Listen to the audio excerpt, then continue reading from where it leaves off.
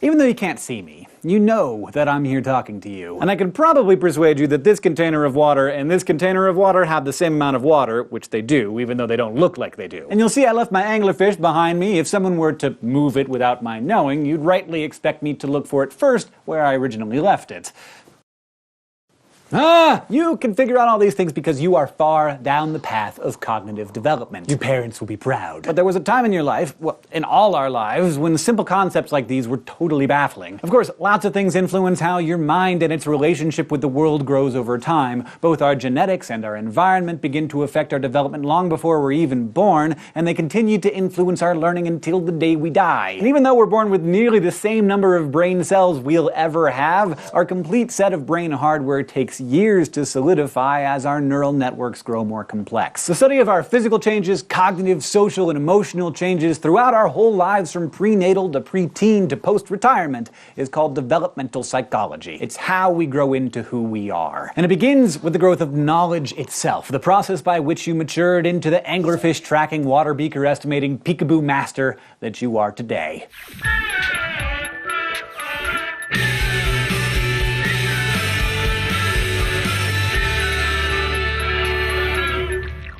As we age, we tend to follow a sequence of changes in behavior and appearance called maturation. Everyone's affected differently by their personal experience, of course, but we all share inherent genetic growth tendencies. We roll over before we sit before we stand, and we stand before we walk, and we walk before we breakdance. The same thing applies to our cognitive development, how we learn to think, know, remember, and communicate. And if you're going to talk about cognitive development, you gotta start with Jean Piaget, developmental psychologist extraordinaire. Piaget was from Switzerland, where he was kind of a wonderkind and got his PhD in zoology in 1918, began dabbling in Freud's psychoanalysis. After graduation, he headed to France to work on a method for testing children's aptitudes and abilities. While administering these tests, Piaget began to notice how younger kids kept giving wrong answers to certain questions. He became fascinated by the fact that children of a certain age consistently made particular mistakes that older kids and adults didn't. Like the younger kids would have a really hard time understanding that idea I just showed you, that this container has the same amount of water in it as this container, or that this row of coins has the same number as this row. While others might have dismissed these as childish mistakes, Piaget theorized that it was because humans go through specific stages of cognitive development and intellectual progression. His main game was asking, how does knowledge grow? He proposed that as we grow and struggle to make sense of our experiences, we create schemas, or mental frameworks that help interpret information. Schemas are like concepts ranging from physical things like birds and hats and eye patches to abstract ideas like friendship and betrayal. And we're constantly striving for cognitive equilibrium or harmony between our thought processes and our environments, which are always giving us new things to think about and adjust to. Piaget proposed that we adapt to new experiences through two processes that are closely related: assimilation and accommodation. When we assimilate new experiences, we interpret them in terms of our existing schemas. So if a toddler has never seen a deer but has a schema for horse,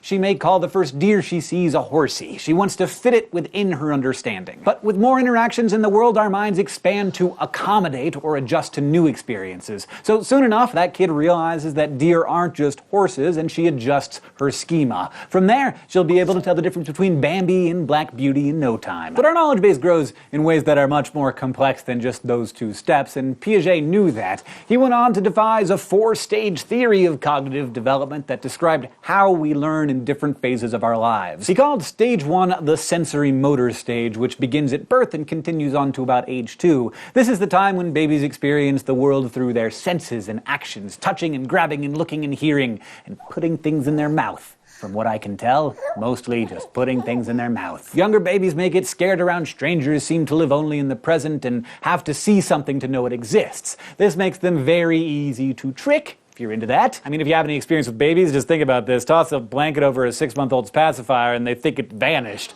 They lack object permanence, the awareness that things still exist when they're out of sight. And yet, we develop so quickly that just a month or two later, that baby already understands better that objects and people don't disappear just because they're hidden. Object permanence, in Piaget's view, was one of the major achievements of the sensorimotor stage. The second of Piaget's phases of development is the preoperational stage, and he believed it began around age 2 and carried on through age 6 or 7. The thing about kids at this age is that it's all about them. The pre-operational stage is marked by egocentrism, which drives most of what a child thinks and says. Kids have a hard time imagining another person's point of view, so much so that when I was a kid, if you asked me if I had a brother, I'd say, sure, John. But if you asked if John had a brother, I'd be like, yeah, I don't think so. Egocentrism, of course, never fully disappears, even in adults who understand how the whole sibling thing works. The pre-operational stage is also marked by a child's ability to mentally represent objects and events with words and images and pretend play using their imagination.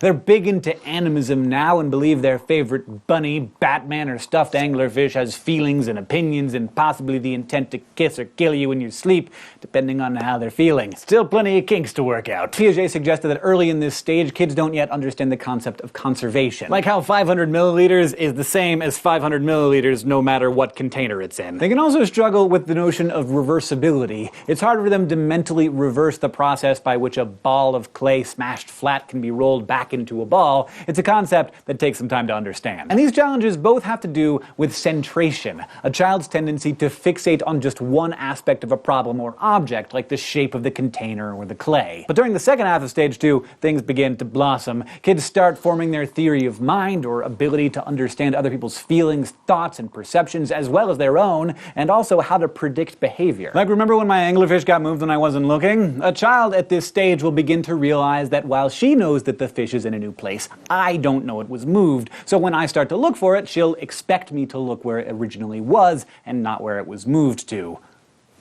These new people skills have all kinds of awesome applications, from trying to convince your parents to give me that extra cookie I so desperately need, to showing empathy, which is better, and offering comfort to others when they seem sad. Piaget called the third stage of development, beginning around age 6 or 7 and lasting until 11 or 12, the concrete operational stage. Kids are starting to think logically about concrete events that they've actually experienced. And unlike children in the earlier phase getting hung up on issues of centration, kids in this stage experience decentration and become able to see beyond just one aspect of an object or problem. So now, problems with reversibility and conservation just cease to be problems. And the last of Piaget's 4 stages is the formal operational stage, which starts about 12 and carries us through the rest of our lives. By now, our reasoning is expanding to include more abstract thinking, problem solving, and hypothetical questions. Now, Piaget's 4-stage model has been criticized for oversimplifying things and for being too rigid in how it classifies certain abilities by age. Today, for example, researchers have detected these phases at earlier ages than Piaget ever did, sometimes way earlier.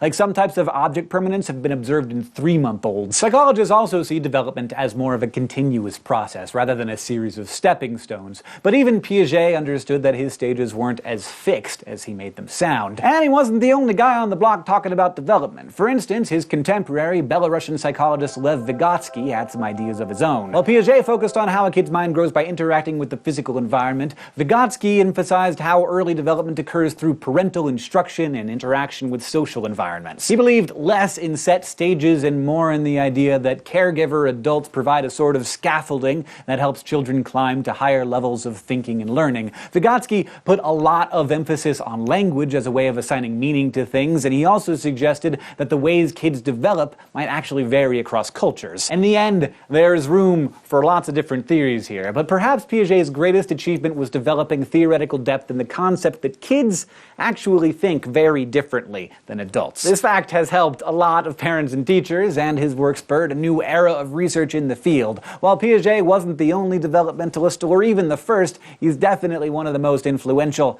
and remains relevant to this day. As the brain and mind develop in children, so too do their social, emotional, and moral behavior. How a child is raised and cared for can have a profound impact on their personality later in life, which is something we'll look at next week. This week, though, you learned how we use schemas, assimilation, and accommodation to make sense of the world around us, and about Piaget's 4-stage theory of cognitive development, including sensorimotor, pre-operational, concrete operational, and formal operational periods, and about Vygotsky's theory of scaffolding.